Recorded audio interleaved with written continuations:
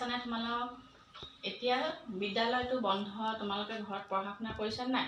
পঢ়া শুনা কৰি থাকিবা, কাৰণ যোৱা বছৰটো তোমালোকে ভালকৈ শিক্ষা আমি যদিও অনলাইন যোগে তোমালোকক শিক্ষাদান কৰিছিলোঁ, তথাপি তোমালোকে যিমান উপকৃত হ'ব লাগিছিলে মোৰ ধাৰণা সিমান উপকৃত তোমালোকে হ'ব পৰা নাই। আৰু এই বছৰো সেই একেই ধৰণে বন্ধ আৰম্ভ হ'লে শিক্ষাদান আৰম্ভ কৰা বিদ্যালয়ত আৰম্ভ হৈছিলহে, তোমালোকে তেনেকুৱাতে আকৌ বন্ধ হ'ল।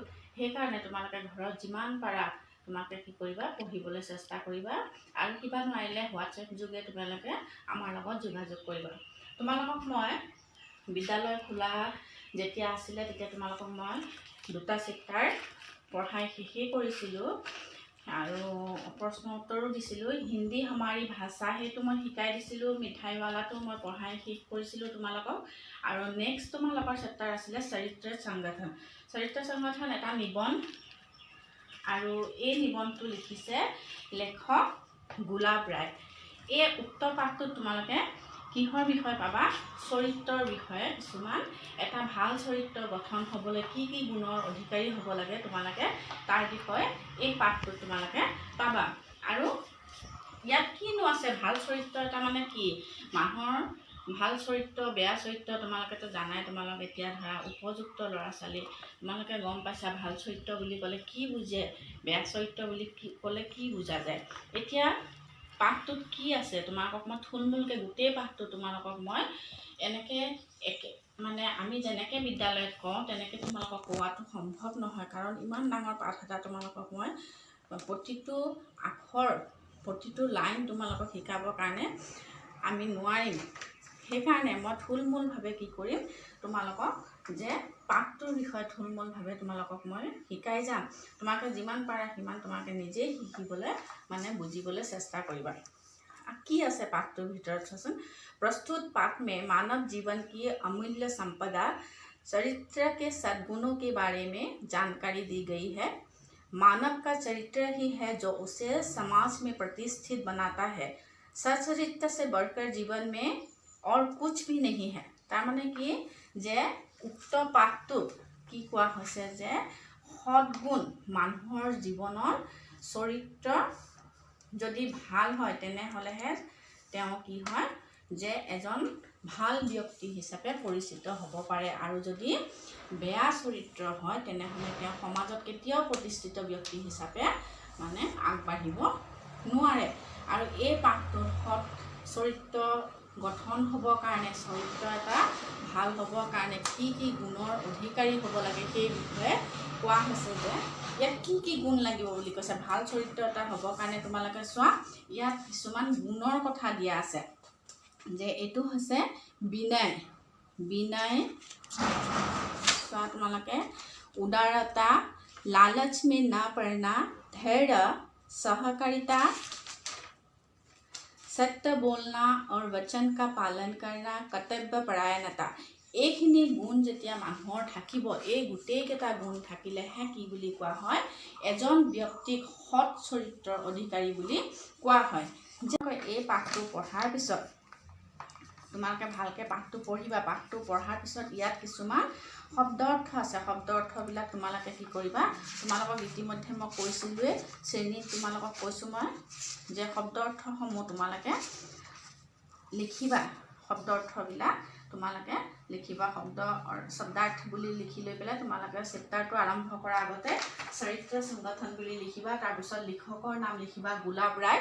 তাৰপৰা তোমালোকে শব্দাৰ্থবিলাক লিখিবা। ইয়াতে শব্দাৰ্থ বুলি লিখিবা।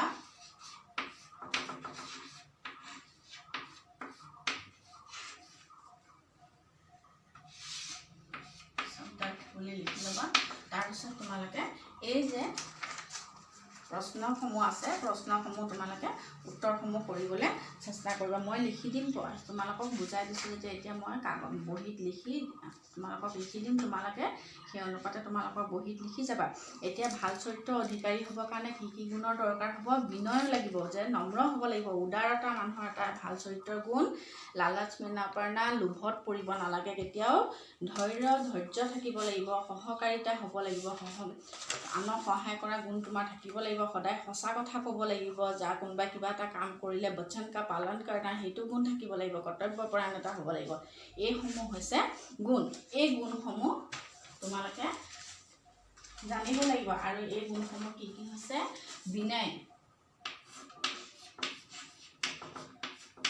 এটা হৈছে বিনয়, তাৰপিছত উদাৰতা,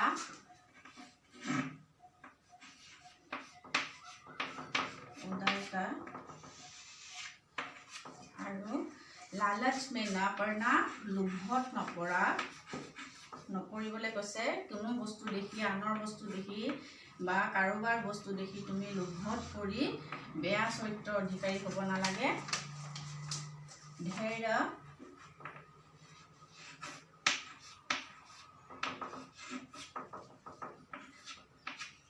আৰু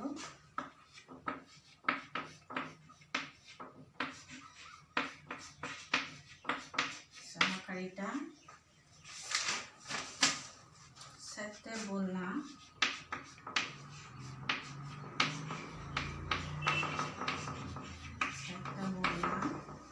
कर्तव्यपरायणता,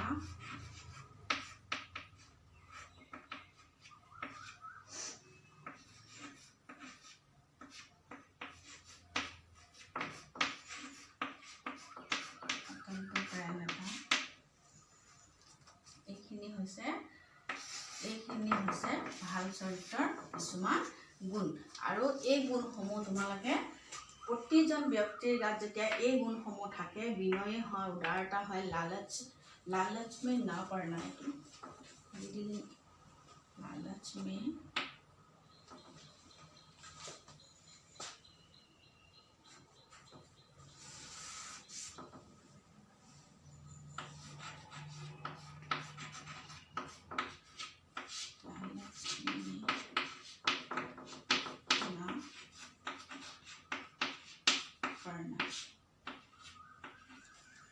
এইসমূহ হৈছে ভাল চৰিত্ৰৰ কিছুমান গুণ। আৰু এইখিনি পঢ়াৰ পিছত তোমালোকে এই পাঠটো ভালকৈ যেতিয়া পঢ়ি ল'বা, পঢ়াৰ পিছত তোমালোকে যেতিয়া বুজি পাবা, তাৰপিছত কিবা যদি বুজি নোপোৱা মোক সুধিবা। আৰু ইয়াত চোৱা কিছুমান প্ৰশ্ন আছে। প্ৰথমৰ প্ৰশ্নটো অভ্যাসমালাত কি আছে? সহি কথন के आगे शुद्ध का चिन्ह और गलत कथन के आगे भूल का चिन्ह लगाओ। ইয়াত চোৱা কিছুমান আছে। কটো আছে, मनुष्य की विशेषता उसके शरीर में है, এইটো কি হ'ব? ভুল হ'ব। विद्या का मान सज्जन निर्णय करता है, শুদ্ধ হ'ব। मनुष्य का मूल्य उसके चरित्र में है, এইটো শুদ্ধ হ'ব। विनय मन का भूषण है, এইটো ভুল হ'ব। अभ्यास के लिए बाल्यकाल उपयुक्त है, এইটো শুদ্ধ হ'ব। विनयशील मनुष्य अभिमान के दोष से बचा नहीं रहता, भूल হ'ব। उदार पुरुष सदा दूसरों के विचारों का आदर करता है, शुद्ध हब। मेहनत करने वालों में कोई देवी प्रभा नहीं रहती, तो भूल हब। राजा हरिश्चंद्र धैर्य का ज्वलंत उदाहरण है, सहकारिता से एतु आगर तो शुद्ध हब। सहकारिता से दूसरों को वंचित रखना कृतज्ञता है, एतु भूल हब। এইখিনি তোমালোকে ভালকৈ চাই লোৱা। ইয়াত ভালকৈ চাই লোৱা, মই চিহ্নসমূহ দি থৈছোঁ শুদ্ধ ভুলৰ। আৰু তাৰপিছত কাইলৈ মই তোমালোকক পূৰ্ণ বাক্যময় উত্তৰ দিওঁ যিখিনি প্ৰশ্ন আছে, সেই প্ৰশ্নখিনি তোমালোকক কাইলৈ মই অনলাইন যোগে আকৌ লিখি দিম। তোমালোকে